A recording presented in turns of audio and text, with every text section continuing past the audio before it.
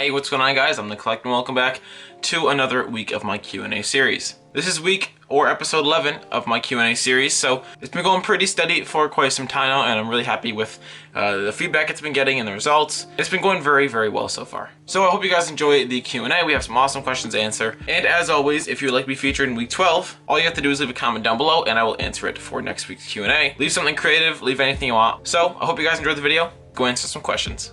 Our first question is from Life Brick Studios. He asks, top 5 Lego sets you regret not buying when it was on the shelf. So a top 5 list. I know my number 1 for sure, but top 5, I think, number 5 would have to be probably Krennic Shuttle.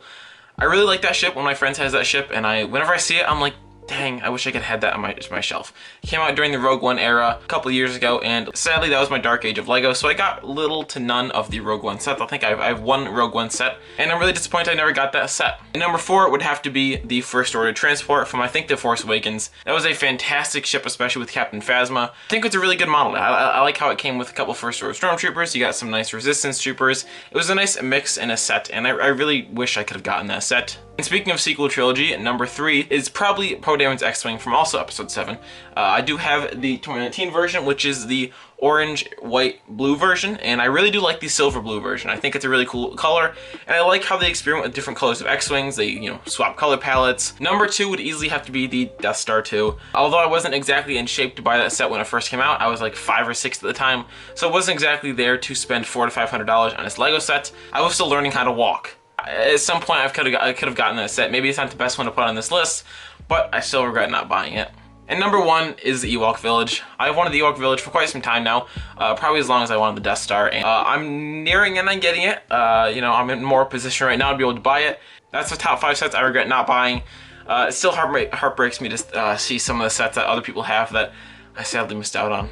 Squidman asks, favorite Lego Star Wars box art design? This is a really interesting question. With the release of the 18+ lines, we do have this nice black box, but there are some sets that do have a nice background on them. So I'd say my favorite box artwork has to be either the T-Rex Rampage or the Death Star.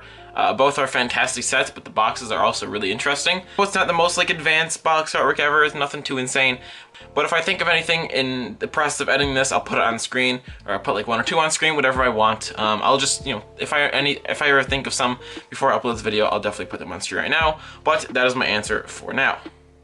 Generation Brick Studios asks, are you hyped for all the Disney Plus shows coming out this year? That being Bad Batch and the Marvel ones. Definitely. I really enjoy the Disney Plus shows. I like having them. I like watching them every Friday. It's nice to go get something to eat, something special to eat. To really just sit back and watch the shows. I haven't done it with WandaVision, but I did it with The Mandalorian. Just watching the shows every week, it gives you something to look forward to. Right now, we're in a pretty bad time. Though at the beginning of the pandemic and the end, and recently, it was nice to have The Mandalorian and WandaVision, other shows, like the Clone Wars, to look forward to, because it just, it was a really dull time. Nothing was happening. We were all locked inside. So it gave us one thing to look forward to, and it really just holds a special place in my heart now, watching these shows every week. Really excited for some of the future Marvel movies coming out this summer as well. So I definitely do look forward to a lot of the Disney Plus shows coming out soon. There's No Catchy Slogan asks, do you have any plans to get the UCS gunship? In a way, maybe. I haven't really decided. This set is going to be based on what it looks like. We haven't gotten any images of it. I've never seen it before. I want to say more likely no, I'm not going to be buying it, but there's always a chance.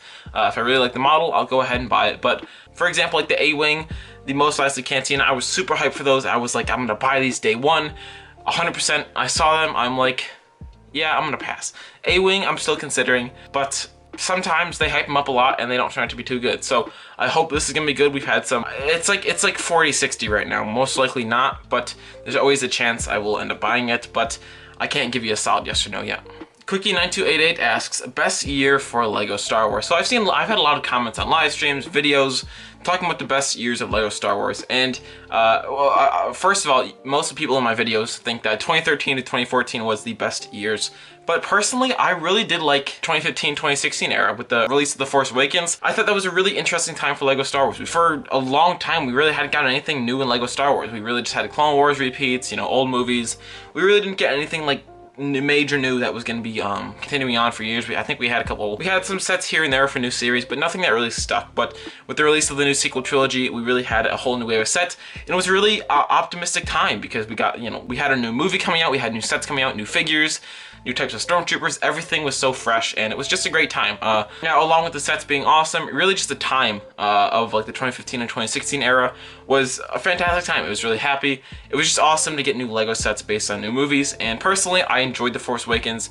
One of my best Star Wars movies ever. I think 2015 and 2016 was the best year for Lego Star Wars, especially considering that I'm not a huge fan of the Clone Wars. I never really liked any of the sets. I don't think they're that good, but that's my opinion.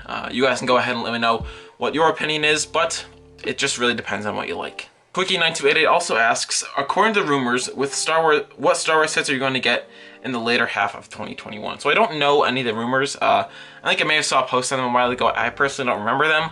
I think we've had some rumors at like Bad Batch ship or something like that, but I think I'm going to get most of the new sets coming out. I've heard rumors about them, I've heard prices, especially the prices.